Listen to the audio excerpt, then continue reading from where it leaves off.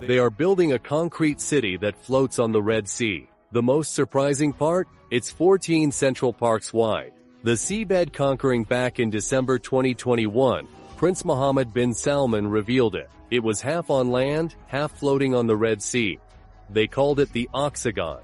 The shape is an octagon. It comes with an 8-sided design that is not just for aesthetics. It reduces wave pressure on the floating section. It is a flat wall that takes the full punch of the ocean. An angled wall deflects the energy. The water slides past, and there is less stress on the moorings, and every angle was mathematically calculated. Before 2019, this was nothing but an empty desert. It was a tiny fishing port, but today it is a $500 billion megaproject. If you want to understand the raw engineering behind impossible megaprojects like these, hit the subscribe button. We break down the world's most massive construction sites piece by piece, so you never miss a chance to learn how the future is built. Getting the land ready was the easy part.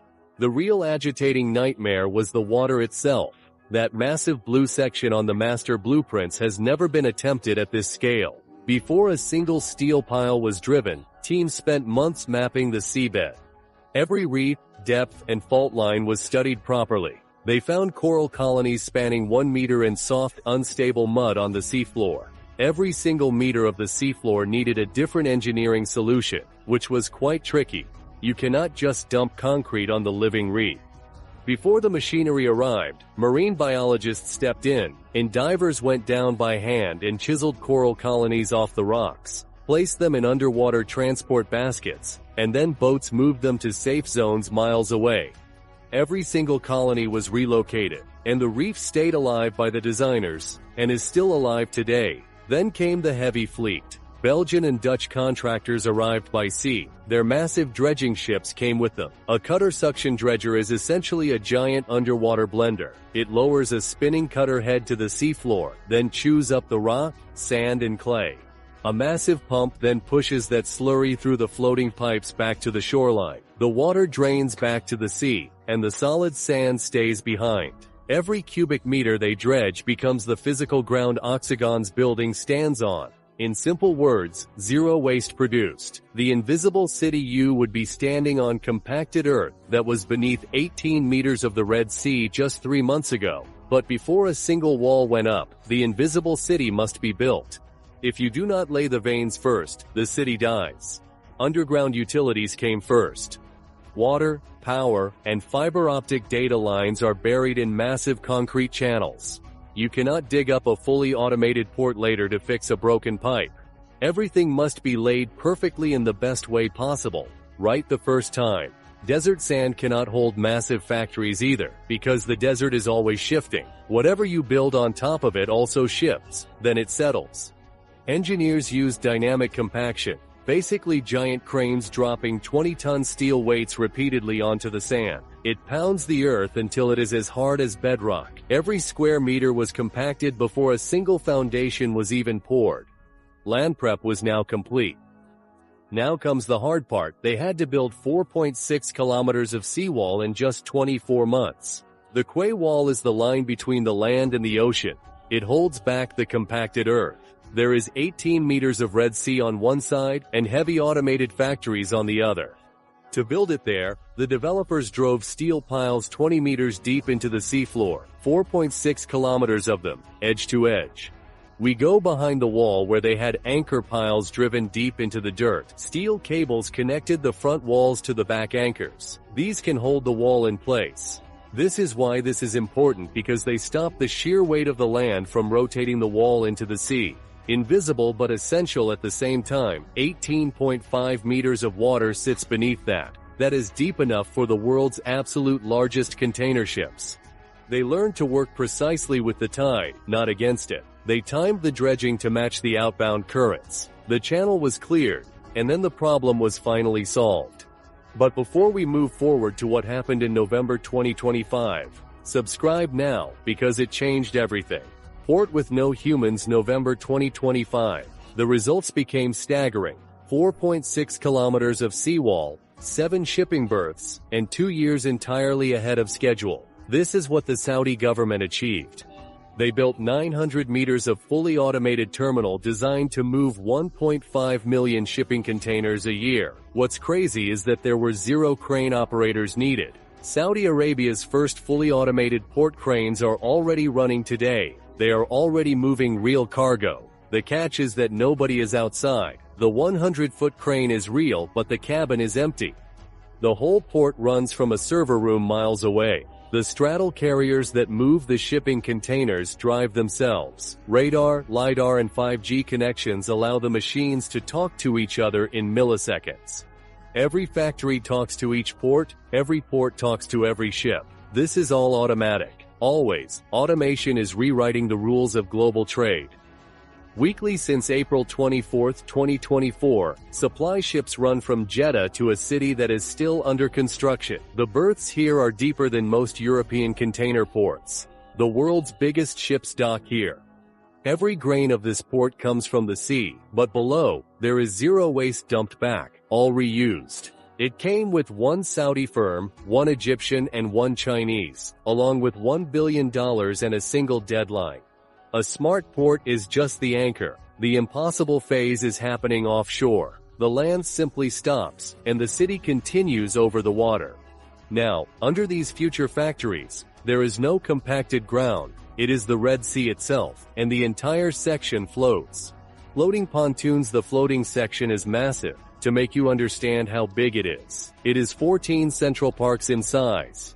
Every square meter of that floating city section is floating on the Red Sea. They chose a different floating design because a lot of marine life can continue to thrive directly underneath it. Underneath it, the reef stays alive, and the ocean currents are not blocked either. How do you make a concrete city that floats? You build pontoons. You just knocked on one of these concrete blocks. The pontoons squeeze together with immense pressure. Under that extreme tension, the joints become unbreakable, and the individual block becomes one massive rigid platform. Engineering is as good as building something like a pyramid due to what they have achieved, but rigidity is also a weakness in the ocean. The Red Sea moves, tides go up and down, and waves also come in. If you anchor this massive platform rigidly on the seafloor, the huge lifting power of the ocean tide will snap the concrete in half. The platform must breathe. They anchored the city in place using massive mooring chains. These chains allow the platform to move vertically but never sideways. The platform breathes up and down with the tide. Water lines, sewage pipes, and power cables go across from the land to the floating city. If these pipes were steel, if these pipes were rigid steel, they would snap in days as the city moved. Instead, they use specialized flexible joints. The cables and pipes flex and bend as the platform breathes too. 50 years of Red Sea storm data were recorded and analyzed here. The platform is designed to survive every single one. Roads, storm drains, and heavy factory foundations are all sitting on these concrete pontoons, and yet they're surviving. Canals cut directly through the floating city, and you can even move cargo from factory to port entirely by boat. Hydrogen engine, but behind all of this is the hydrogen engine. It costs $8.4 billion, and it spans 300 square kilometers. It is the largest green hydrogen plant ever built by humans. 23 banks also signed the deal, and 3 continents committed to the pool, committing the capital. The largest green finance deal in history was done. Sunlight and seawater go in, and the green fuel comes out. No fossil fuels, no carbon ever. These are the ThyssenKrupp electrolyzers, with 2 gigawatts of power, the biggest PEM installation on Earth. The solar farm changes the local temperature above it. 4 gigawatts of real heat. Each turbine took weeks to assemble, and one single blade is longer than a jumbo jet wing as well. For 4 gigawatts, its own grid is needed, and kilometers of transmission lines stretch across the open desert. Oil powered the world for 150 years, but not anymore. The electrolyzers drink pure water, and they built an entire desalination plant for it, but nobody had to run 2 gigawatts of these electrolyzers before.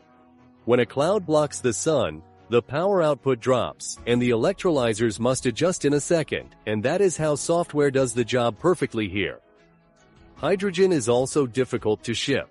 It must be kept at a violently cold temperature. so they put it in a tank in the port on the horizon and one pipe connects them all. There is zero oil, and 600 tons daily is produced as well. $12.8 billion surprise. But even though we've talked about a lot of the construction aspect, here's the thing that might surprise you. Back in February 2025, a $5 billion AI factory campus was announced at the Oxagon.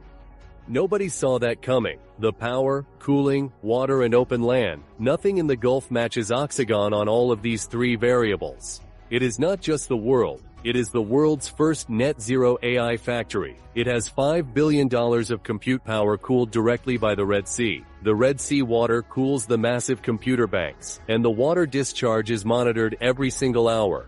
Reef protection is always active here as well. That massive hydrogen plant that we talked about before also powers them.